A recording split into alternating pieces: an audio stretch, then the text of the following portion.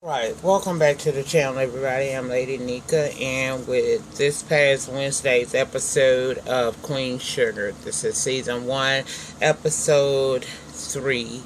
Thou Will Be Done. Okay, and we start this episode off with the reading of the will, child, and it was written according to what we learned on the episode that Daddy Borderline wrote this back in 1989, right after Ralph Angel was born. Now, Violet, she gonna get the boat. Nova, Charlie, and Ralph Angel, they got 800 acres of land and all the equipment, okay? Now, that's some land to have, and a sugar plantation on good land can be a gold mine, real talk, okay? Now, he requests the daddy's only request was that they love it, nurture it, and pass it on. AKA, don't sell this damn land, okay? So, I was here for that. So, as the reading of the reel is completed, I got mad because they go on this let's sell it thing, okay? I don't like that. Y'all immediately thought let's sell it. See, people, that's why we can't develop generational wealth. It's because soon as the patriarch or the matriarch or the family that has something dies off, you get what we call nigger probate. Nigger probate is basically where instead of reinvesting in the business or whatever that made them great, you choose to want to just go and sell the land and get a little profit off of it and just leave it. You know, don't try to build something or have something to pass on to the generations that are to come. I don't like that. We do that a lot in our neck of the woods as far as like the black community. Learn how to keep some shit and work it, hell, because you might never know. You never know what could come from them 800 acres of land, and that's a lot of land. Now, Nova was talking about she not no farmer, but girl, how? You a herbalist? You grow weed? You mean tell me you grow some weed, but you don't want to work on your daddy land? Or is it because you broke?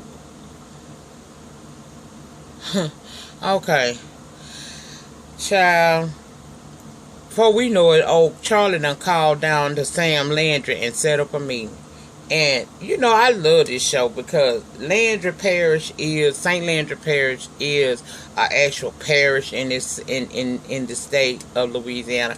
We're not divided up in counties, we divided up in parishes, and Landry Parish is named after some, you know, you got to do the history on it, but from what I'm understanding, it was named after them. It's some rich Landrys down south. That's basically what I'm telling y'all, okay? Well, she say they can meet this evening if they want to, but Ralph Angel, he not here for it. Side note, Ralph Angel got some of the prettiest skin. Oh, child, Child, he taps into my spiritual chakra. Ooh, the sexual spiritual chakra. Let me leave that alone before they start calling me Voodoo Queen too. He ain't want to take no meat. That's basically what I'm telling y'all. Now, Nova, she go over to the correctional center to see this guy. And at first, I thought that was her damn son. But come to find out, there's probably some young man that she been helping. And apparently, he's in there facing some charges. And she is advising him, don't let them break you down. You know, they going to try to attempt you, break you down into submission. And then they're going to wind up adding more charges to you, child. So just hold tight to your story. Don't change it, okay? I don't quite know what that scene was all about. I'm sure as the season progresses, we'll learn more of what the significance of that particular scene was. Now, I watch the fam, Random TV Reviews, Stanley Lynette, and I also watch the Go to YouTube, GOAT meaning the greatest of all times, Ashley Miller.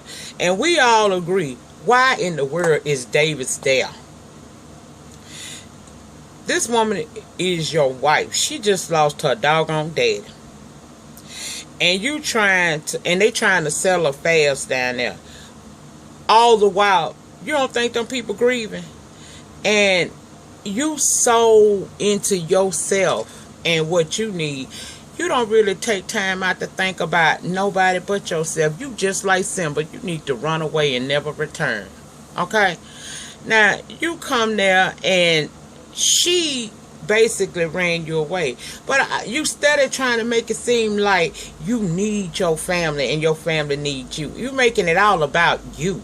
You never once thinking about the embarrassment that you caused this woman. You know, you were caught on camera putting an inebriated woman on your shoulder, slapping her on the butt, and going into a room where your other teammates were rooting you on, and the door closes. So you want us to believe that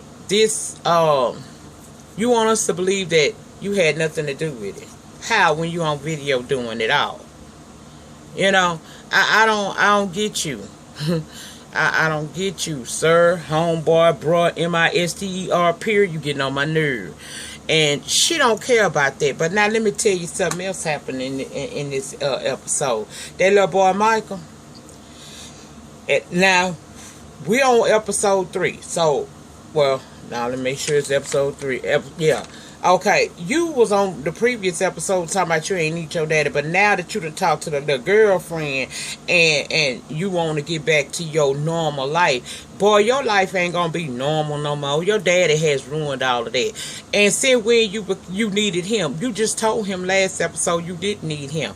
So I don't know what kind of raised. You could tell he was raised East Coast rich style, cause if he had any Southern in him, any Southern upbringing, he wouldn't have never stood up in his mama face and told her, what we turning our backs on, Dad? He needs us right now. I want to go home. You mad because you won't go home to get back to your peers and your friends, and I understand your girlfriend, and I get that, but it's a time and a place and a way to talk to your parent. If I would have said any of this shit that you were saying to your mama, I would have needed veneers way back then, okay? Because my mama would have knocked all my fronts and tops out, okay? That's what would have happened, and that's what you should have had happen to you. But I understand this TV.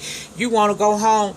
I agree with you, Charlie. Put him on a plane and let him go. Because when he get there, he gonna see how much protecting you actually have done for him. Because that media gonna be everywhere. That media gonna be at the house. That media gonna be at the schoolhouse. Anything he try to do, people gonna be flashing cameras in his face and asking questions. And I don't care that Davis is showing up talking about he need her help in the 11th hour, because now he got to go talk to the Houston police. They've got questions about them tapes and stuff. So now you want her to jump in and fix it. I understand as your manager, she always have made things easy for you, but why should she help you in this situation? It ain't like you did right by her. You came clean because you were forced to come clean, like she told you. You gonna tell her there was a prostitute or escort that y'all hired? No, I don't tend to believe that. I think that's somebody y'all probably met down at the club. Y'all probably had offered her a little something, a little good time, and got her up there and she got drunk. Cause see, if that was an escort, she ain't gonna get that damn drunk with y'all, because it's about her money. And 9 times out of 10, she got another gig after you. So why would she allow herself to get that drunk and taken advantage of by you and several other men, and she an escort? Each one of y'all would have had a price tag on y'all if y'all wanted to lay and play with her. So the only reason why you came and told this woman the truth is because you were forced to tell the truth. And the fact that you told her you only slept with her one time, and is she gonna hold that over your head? Yes, she gonna hold that over your head, because you only telling her because you forced to tell her the truth. It's not like you had a conscience one day and just came and clean to the lady. You told that woman because you felt like you were under scrutiny and under fire, and all your tea had been spilled. So before you think it can get any worse, you admit that she was an escort and you slept with her one time. Okay, you don't know what she had. And not saying that the girl had anything at all, but that's a chance you take. You slept with your wife, went on with life after that Houston trip like it was nothing at all. The only reason why you're telling the truth and trying to come clean is because you want her to forgive you.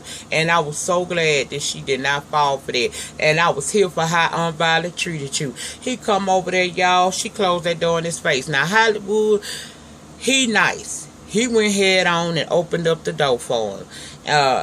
went to trying to do what we all do here in the South, child. We always offering refreshments and shit. That's just a Southern courtesy thing to do. Somebody come over your house, especially in the summertime. What's wrong with offering them a soft drink or a glass of tea or a glass of lemonade or something like that? I done that with the sanitation workers that pick up the trash out down here in front of the trailer park. You know, I just, you know, that's just a Southern thing. That's what we do. But I'm so glad she ain't fall for that mess. And when he got up in there, he thought that everything was gonna be hunky-dory, and it wasn't. Hollywood and Ralph Angel may be alright with you, but, and I don't understand, I'm gonna talk about that in a minute, but yeah, he get in there, he get to talking about, you know, Hollywood offer him some coffee. Everybody say, we ain't got none. Well, we got some sweet tea in there. Not no more. And I was here for that. Damn him, don't give him shit to drink. He gonna say never mind. And what killed me by Ralph Angel is this. Ralph Angel, at the end of the day, that's your sister. And this man has done a lot and too much at the same damn time, okay? I don't see how you can sit there and be laughing and joking and talking with this man like he ain't caused your sister problems. Now, I understand not getting in nobody's business. But when it comes to my family and my loved ones, if their man does something bad to them to take them through what this lady's going through, then I'm going to, you know, I'm going to have an attitude with your ass. You better believe that. I'm going to have an attitude with you. Okay, they wind up taking this meeting with Sam. And going over to Sam's house was like stepping back in time, child. It looked like he lived on a plantation and he had the modern day slaves at work, okay? Now, he get them in there and he trying to play them. He talking about the borderland is the borderline land is rich land, and he offering them pennies practically on the dollar. He told them that he'll get them $850 per acre at 800 acres. Why? Ralph Angel said, this great land. It brings in good crops yearly. The pH is right. The drainage is right. Only reason why my daddy didn't plant no crop this year because he couldn't afford to. Sam went into this smooth talk bullshit mode, talking about that crop should have been in the ground over a month ago, and he the only farmer around there that can make it happen and make that crop come out. Bullshit. A few weeks ain't gonna stop nothing. People drink sugar all through the year, and if it's just a month into the cropping season, you got time to catch that up, especially if you got good fertile land and a good pH balance in the land. And we know the land is going to stay moist and fertile for the sugar cane to grow, because we living down here in the south. Well, that's the south part of Louisiana where rain is not uncommon. So it's going to be, you know, it's going to flourish. So I don't understand why you trying to play these folk like a fool, and I'm glad that they didn't give you no answer in that moment. He gonna tell them they got 2 days to make a decision, and that right there would have been it for me, baby. Cause you sitting here saying it can't happen, I'd be one to just be killing myself trying to prove that yeah, it can and it will. Okay. Child, I don't like Sam at all, and I don't like Wes, okay? Now, let's go down to Unveiled job down at the diner where she work at, and it's this chick named Roberta. Yeah, Roberta. She flirting her ass off with Hollywood. She on break out there in the truck, just, you know, standing up by that man truck just talking and rubbing. And I'm wondering why the hell he ain't saying nothing. But I guess he ain't say nothing because he know Roberta a hoe, and he cool with who he got.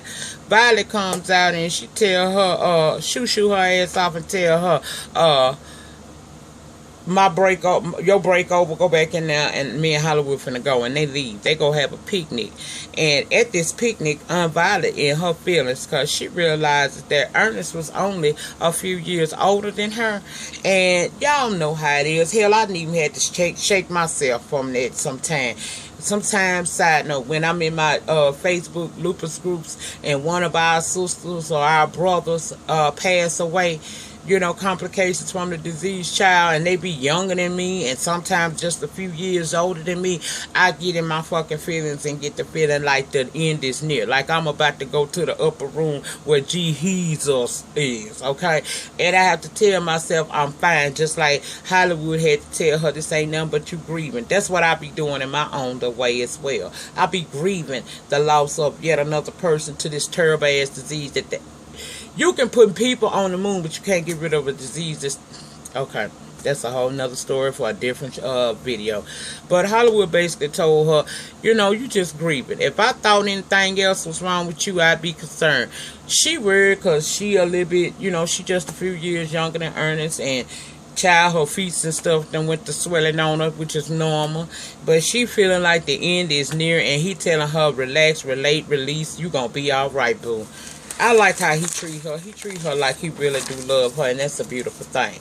Now, we met Ralph Angel probation officer on this episode, and we see him telling him that you need to do your monthly check-ins. You can't just be out here, in the words of Mike, be all willy-nilly. You need to be coming to see us, and you also need to get a job working 40 hours a week, okay, or you're going to wind up going back to jail.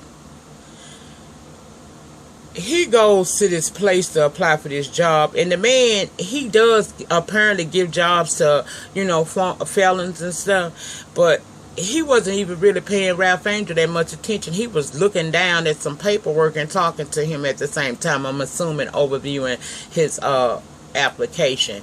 And he gonna ask Ralph Angel, he said, well, let me guess, you just like the rest of them, you ain't do it. And Ralph said, no, I did it. And the man had to pause and look up at him, because in that moment he realized this ain't one of them ones trying to run no game on me. And because of his honesty, the man told him, you got the job. Matter of fact, you can start today. And baby, did y'all see how happy Ralph Angel was to punch that clock? He didn't care what he was paying, he was getting paid, or if he had any benefits as an employee. Child, I got this 40 hours. I can do this thing. So good for him. Now, Aunt Violet invited Charlie and Nova down to the diner, and she told him, she say, I was quiet at first, and I said I ain't care what y'all do with that land, but y'all need to stop bullying Ralph Angel, okay? Y'all need to stop bullying him. Each one of y'all got y'all own lives. Charlie, you gonna go back to L.A. and you gonna do you. Nova, you gonna go home and you gonna do you. Y'all forgetting that this is all he got. This is where he lives at. So y'all need to be both mindful of that when y'all issuing out property and talking about getting rid of this, your daddy land and all of that. This is where he lives. This is all he got in this world. And she said, that's all I got to say. And she walked away. Child, I love when I do that there to my kids. I tell their ass some real shit. And I know I'm going into my older years because I do that a lot. I say what I got to say and I keep it moving. I used to be that bitch that'll stand there and argue, fuss, and fight with you. No, I don't do that no more. When I got something to say, I don't say it. And I'm walking the hell out. And you can take it how you want to, because I done said the shit, okay? And I like that by the unfired. You go, girl. Now, we gonna see Remy next. And random TV reviews standing in the net. Y'all absolutely right. He did have his J.D. Hall hat on. All he needed was his damn white suit to match, child. I holler. Anyway, he meeting over with Charlie, because he got that clutch for her daddy's tractor. It finally came in. Well, he offered her to come to the potluck they had going on. But before she do, she asked him about Sam Landry. And Remy say Landry preys on black broke farmers. That's what he do. He prey on black broke farmers in distress. He offers them pennies on the dollar for their land, and then he brings in a whole lot of money off of that. He told her, look, y'all don't need to be selling that land. You actually sitting on a gold mine is what you got. And unlike most around here, y'all own it. Most of us are leasing. And that to me was some good advice. Why lease when you can own, or why not lease some of the land to different farmers in the area and let them cultivate the land, bring in a profit, you get your little coins off of it. The next year you can redo the land yourself for your family. And that's how the process could go. But okay, she thinking about it.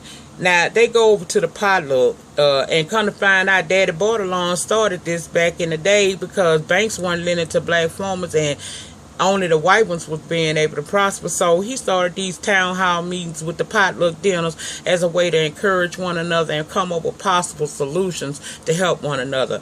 That still happens today, in case some of y'all was wondering. In some of the rural counties, my people still go to town hall potlucks when, like when we had the little drought a couple years ago, they had a lot of them trying to help each other, and I liked it. Now, the next scene was good and bad.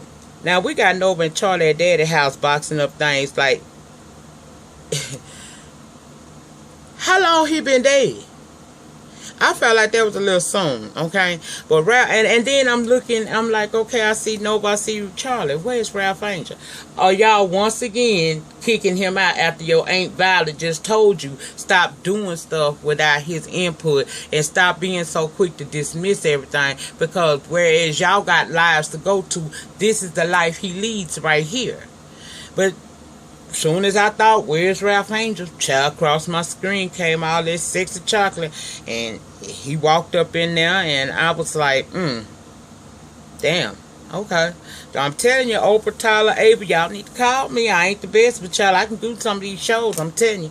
Well, he walked in there, and he went off, basically, tears and all. He said, y'all just gonna do this without me. And then he said, it's some things I wanted to give to my son from dad, granddad. They gonna say, well, we did take out a couple of things. Whoa, whoa, whoa, whoa, whoa.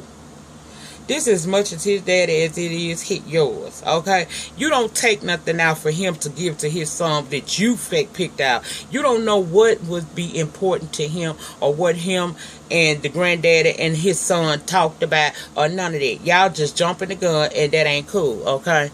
I don't like that about them. He told Charlie, he said, Charlie, girl, you really never lived here. You came here during the summers, and no, as soon as you turned 18, you was out.